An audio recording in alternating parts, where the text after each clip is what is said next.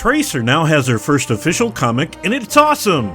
Most of the internet got pretty swept up in the reveal of Tracer's girlfriend Emily, but in doing so you might have overlooked some of the other awesome lore reveals throughout this book. Every hero's in there somewhere, see if you can spot them as we take a look at some of the things you might have missed. In the first panel, we instantly get a whole bunch of interesting information on what's going on with certain members of the Overwatch cast with a selection of news feeds. England is caught in a huge snowstorm, and as a leading climatologist, it seems May is being interviewed about it. The second screen shows Zarya in Russia with explosions behind her. The Russian text reads, "Omnium new attacks in Siberia." This leads on from the story in the infiltration cinematic, and we know Russia is fighting back against the Omnics. Do you know why you are here? I believe I do. On the large screen, we see what looks like a Korean advertisement starring Diva. It seems to be promoting something called Winterland, perhaps a resort or event. We can also see that the Overwatch recall remains active, however, judging by the lonely Winston in the following panels, it doesn't seem many agents have answered the call. Next, we get a little irony in the fact that the girl with time warping powers and super movement speed is running late. However, this doesn't stop her from doing her first good deed of the book and stopping a thief from stealing a family's presents. But it seems this delay cost her as she arrives at the Spennymoor store just as they close. Luckily, another shop is still open and they stock the scarf she's after. But it doesn't seem to be her day, as a gentleman was also about to pick up the scarf, so she gives it to him as her second good deed of the book and cementing the idea that Tracer is awesome and super selfless. With her chronal accelerator out of juice, she decides to take the underground home, and we get a glimpse of what Lucio's up to with a poster promoting what looks like a New Year's Eve concert. Luckily, just before going into the station, Karma comes back around for Tracer as the family who she helped earlier gives her a gift.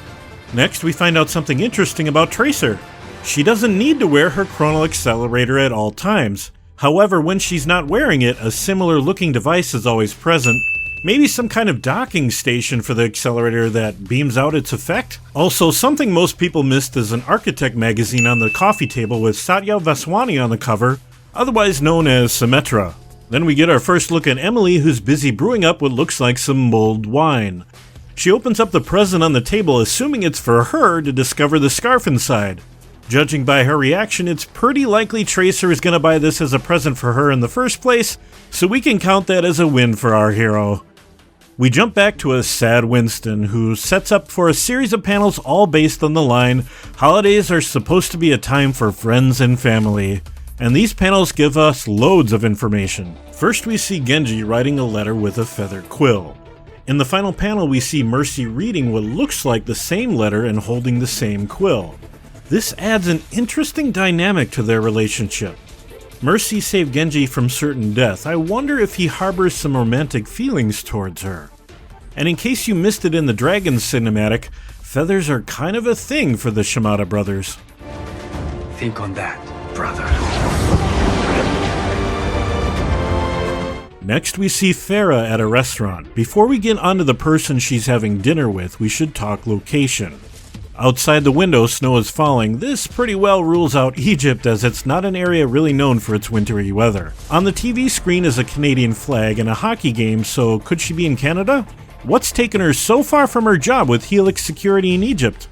Now, onto the gentleman she's with. This has been confirmed by the lead writer to not be a date. So as all these panels revolve around the idea of friends and family, this is almost certainly her father. Also, their outfits mirror the colors of each other, which could be another hint at the relationship, and the gray hair hints that he's an older gentleman. If this is Farah's dad, it puts the Reinhardt rumors to rest, but what do you think? And why are they in Canada? In the large central panel, we see Torbjorn and Reinhardt along with Bridget, Reinhardt's friend and squire. A little side speculation back to our video looking at Bridget. Could she possibly be Torbjorn's oldest daughter? Torbjorn is pictured with his wife, and all the young children are certainly his. Above the fireplace is an early photo of the Overwatch team we have seen before. Also, it seems Torbjorn's robot claw can be replaced with a standard prosthetic hand. Lastly, just to make sure every member of the Overwatch cast is accounted for, it looks like there is an image of Bastion on the newspaper on the floor. We see Roadhog and Junkrat at Luna Park in Sydney, so we know they have moved back down under after robbing banks in Mexico. Hanzo is in the next shot, and this is one of the most interesting images we see. First, the cake in front of him is traditional Japanese cake served around Christmas, so that likely gives us his current location, but even more interesting is his clothing, new hairstyle, and piercings! It seems after Genji forgave him during the Dragon cinematic and instructed Hanzo to forgive himself, that Hanzo's life has drastically changed. He's lost the traditional outfit for some more casual wear and seems to have acquired various facial piercings and changed up his hairstyle. Hopefully we get some more information on what's been happening with him, as this transformation is pretty interesting. Next is Anna and Soldier 76, on the run but still together after the events in Anna's comic. What is interesting in this panel is the photo 76 is holding. Is that him and his son? Or maybe his father and brother? There's certainly a story to be told there. Next, we have Reaper being his usual lurking self, apparently deciding whether to death blossom this family. Some people have speculated that maybe the woman is his ex-wife or partner from his Overwatch days, but I have another idea for you.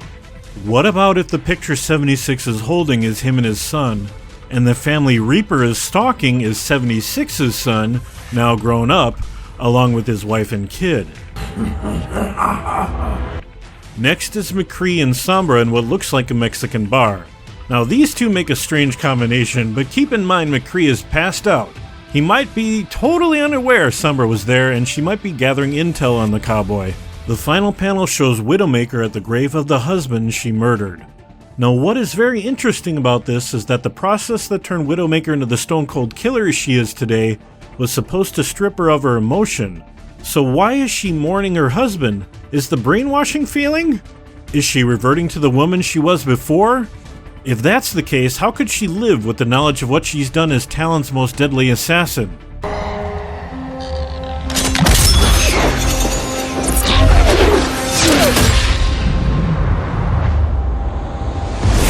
The rest of the comic wraps up without any more big reveals. Tracer and Emily turn up to Winston's party, big hug and some roast turkey. Once again, we see Tracer's chronal accelerator device in the background to keep her grounded in time. So, what are your thoughts? This was a huge lore dump, including every member of the Overwatch cast, even if maybe you missed them on the first read-through. Who's that in Soldier's photo? Who is Fara having dinner with? Is Widowmaker's brainwashing failing? Has Hanzo gone to art school? Let me know in the comments below. I can't wait to read your theories. As always, this is Jason for Curse saying thanks for watching, and enjoy the game. You know, the world could always use more heroes.